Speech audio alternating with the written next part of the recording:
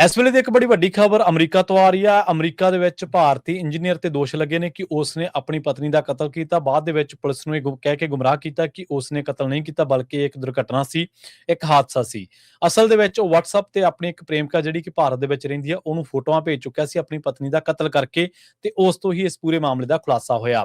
ਪੂਰਾ ਮਾਮਲਾ ਕੀ ਆ ਉਹ ਤੁਹਾਨੂੰ ਦੱਸਦੇ ਹਾਂ। ਇਹ ਘਟਨਾ ਅਮਰੀਕਾ ਦੇ ਵਾਸ਼ਿੰਗਟਨ ਸੂਬੇ ਦੀ ਹੈ, ਜਿੱਥੇ 30 ਸਾਲਾ ਇਹ ਭਾਰਤੀ ਨਾਗਰਿਕ ਜਿਹੜਾ ਉਹਦੇ ਤੇ ਦੋਸ਼ ਆਇਦ ਕੀਤੇ ਗਏ ਨੇ ਕਿ ਉਸਨੇ ਆਪਣੀ ਪਤਨੀ ਦਾ ਕਤਲ ਕੀਤਾ ਹੈ। ਕਿੰਗ ਕਾਉਂਟੀ ਦੇ ਸਰਕਾਰੀ ਵਕੀਲ ਨੇ ਉਹਦੇ ਜਿਹੜਾ ਦਫ਼ਤਰ ਆ ਉਹਨੇ 1 ਜੁਲਾਈ ਨੂੰ ਅਵਿਨਾਸ਼ ਨਾਰਨੇ ਤੇ ਫਸਟ ਡਿਗਰੀ ਜਿਹੜਾ ਹੱਤਿਆ ਦਾ ਮਾਮਲਾ ਦਰਜ ਕੀਤਾ ਹੈ।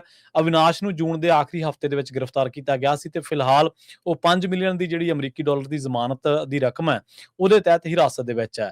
ਜਾਂਚ ਜਦੋਂ ਚੱਲੀ ਇਸ ਪੂਰੇ ਮਾਮਲੇ ਦੀ ਤਾਂ ਇਹ ਗੱਲ ਸਾਹਮਣੇ ਆਈ ਕਿ ਅਵਿਨਾਸ਼ ਨੇ ਭਾਰਤ ਦੇ ਵਿੱਚ ਇੱਕ ਹੋਰ ਔਰਤ ਦੇ ਨਾਲ ਜਿਹੜੇ ਪ੍ਰੇਮ ਸੰਬੰਧ ਉਹ ਕਾਇਮ ਕੀਤੇ ਹੋਏ ਸਨ, ਤੇ ਉਸ ਨੇ WhatsApp ਤੇ ਆਪਣੀ ਪਤਨੀ ਦਾ ਜਦੋਂ ਉਹਨੇ ਕਤਲ ਕਰ ਦਿੱਤਾ ਤਾਂ WhatsApp ਤੇ ਆਪਣੀ ਜਿਹੜੀ ਇਹ ਮਰੀ ਹੋਈ ਪਤਨੀ, ਮ੍ਰਿਤਕ ਪਤਨੀ ਹੈ, ਇਹਦੀਆਂ ਤਸਵੀਰਾਂ ਉਸ ਕਥਿਤ ਔਰਤ ਦੇ ਨਾਲ ਸਾਂਝੀਆਂ ਕੀਤੀਆਂ।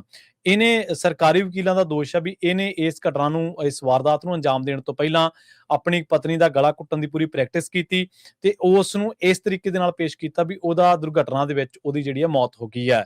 ਬੈਲਵਿਊ ਪੁਲਿਸ ਨੂੰ ਜਦੋਂ ਜਾਣਕਾਰੀ ਮਿਲੀ ਤਾਂ ਉਹ ਪਤਾ ਲੱਗਿਆ ਵੀ 27 ਸਾਲਾ ਇਸ ਅਵਿਨਾਸ਼ ਦਾ ਵਿਆਹ ਰਜਿਸਥਾ ਸਬੇਨੇਨੀ ਦੇ ਨਾਲ ਹੋਇਆ ਸੀਗਾ, ਤੇ ਉਸ ਤੋਂ ਬਾਅਦ ਹੀ ਇਹ ਜਿਹੜੀ ਇਹਦੀ ਲਾਸ਼ ਹੈ ਇੱਕ ਘਰ ਦੇ ਬਾਥਰੂਮ ਦੇ ਵਿੱਚੋਂ ਬਰਾਮਦ ਹੁੰਦੀ ਆ।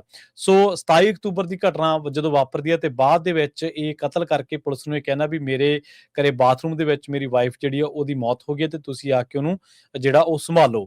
ਜਦੋਂ ਪੁਲਿਸ ਇਹਨੂੰ ਆ ਕੇ ਪੂਰੇ ਤਰੀਕੇ ਦੇ ਨਾਲ ਇਸ ਕੇਸ ਨੂੰ ਸਟੱਡੀ ਕਰਦੀ ਆ, ਇਸ ਕੇਸ ਦੇ ਬਾਰੇ ਜਾਣਕਾਰੀ ਹਾਸਲ ਕਰਦੀ ਆ, ਤਾਂ ਉਸ ਤੋਂ ਬਾਅਦ ਪਤਾ ਲੱਗਦਾ ਕਿ ਇਹ ਬੰਦਾ ਜਿਹੜਾ ਉਹਨੇ ਕਤਲ ਨੂੰ ਅੰਜਾਮ ਦੇਣ ਤੋਂ ਬਾਅਦ ਆਪਣੀ ਕਥਿਤ ਪ੍ਰੇਮਿਕਾ ਦੇ ਨਾਲ ਜਿਹੜੀਆਂ ਫੋਟੋਆਂ ਸਾਂਝੀਆਂ ਕੀਤੀਆਂ, ਤੇ ਜਦੋਂ ਇਹ ਤੋਂ ਸਖਤੀ ਦੇ ਨਾਲ ਪੁੱਛ ਪੜਤਾਲ ਕੀਤੀ ਗਈ ਤਾਂ ਇਸ ਨੇ ਆਪਣਾ ਗੁਨਾਹ ਜਿਹੜਾ ਉਹ ਕਬੂਲ ਕਰ ਲਿਆ। ਐਮਾਜ਼ੋਨ ਦੇ ਵਿੱਚ ਇਹ ਕੰਮ ਕਰਦਾ।